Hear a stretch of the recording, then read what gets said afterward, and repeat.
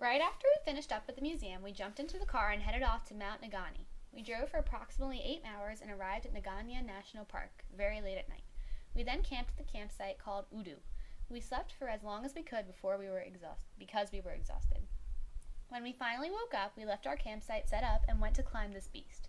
Mount Ngani is Zimbabwe's highest point at 2,593 meters above sea level. We climbed up the most common trail on the western side of the mountain.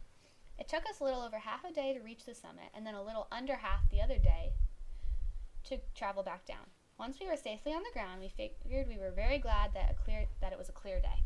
This is because we found out many hikers who have hiked this mountain have disappeared. There are many unexpected narrow cuts in the ground, and the rocks are always very slippery. If we had not been a clear day and there was fog or it was nighttime, we would not been able to see some of these dangerous drops, and we would have been history. We went back to Udu and crashed before a car ride the next day. After our trip to Mount Ngani, we rode 4 hours back to Harare. Throughout our trip, we learned about HIV and AIDS. Zimbabwe has some of the highest rates of infection. 1 in 3 adults contract HIV.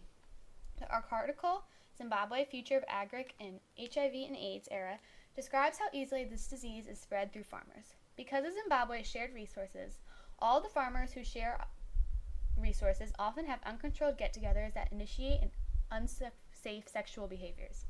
Many of the farms are also known to offer sexual arrangements in exchange for favors. This horrible disease is spread throughout farms, and our time here made us reflect on how lucky we are. We were lucky enough to be in Zimbabwe for April 18th. April 18th is the 34th anniversary of Zimbabwe's independence. Zimbabwe was officially independent on April 18th, 1980. Before, Zimbabwe was ruled by Britain and was called a part of Rhodesia. In 1965, the Prime Minister of Southern Rhodesia delivered the Unilateral Declaration of Independence. Then came a 7-year war between the white minority government and nationalist blacks. Now, on every April 18th, parades in front of the President's Zanu and other celebrations are arranged by the Zimbabwe African National Union with the help of the Prime Minister. Although there are celebrations, they have sometimes been subdued because socio-economic difficulties keep common people worried.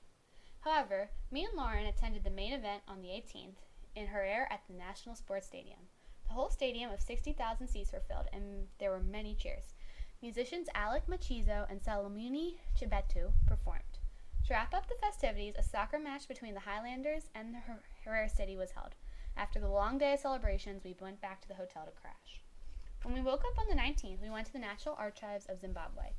At the National Archives Museum, all of their important documents are here, including documentation proving their independence from Britain. These archives were established through Acts of Parliamentation in 1936, but now is known as National Archives of Zimbabwe Act 1936. It was interesting seeing all of these documents after celebrating their independence the day before.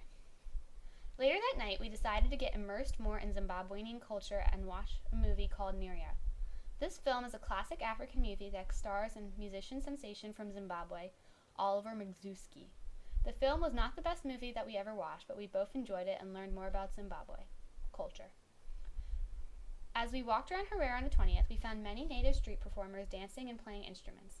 We learned that these dance and instruments in Zimbabwean culture have many traditional ceremonies.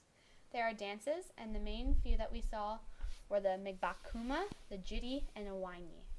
These dances are commonly described as eye-catching, and their music is described as exciting, rich rhythm. Most of the songs are poetic and usually have numerous life riddles. We talked to some of the locals, and they let us try to play their traditional instruments. These were the marimba and the gnome, which we found out are actually xylophone and drums. The next day, we drove 13 kilometers to the Balancing Rocks, an amazing geographical site just southeast of Harare. The Balancing Rocks were declared a national monument in 1990. During the colonial period, the Balancing Rocks appeared on Rhodesian paper currency. It still appears on their paper currency today. They symbolize the nation's peace and stability throughout their economy.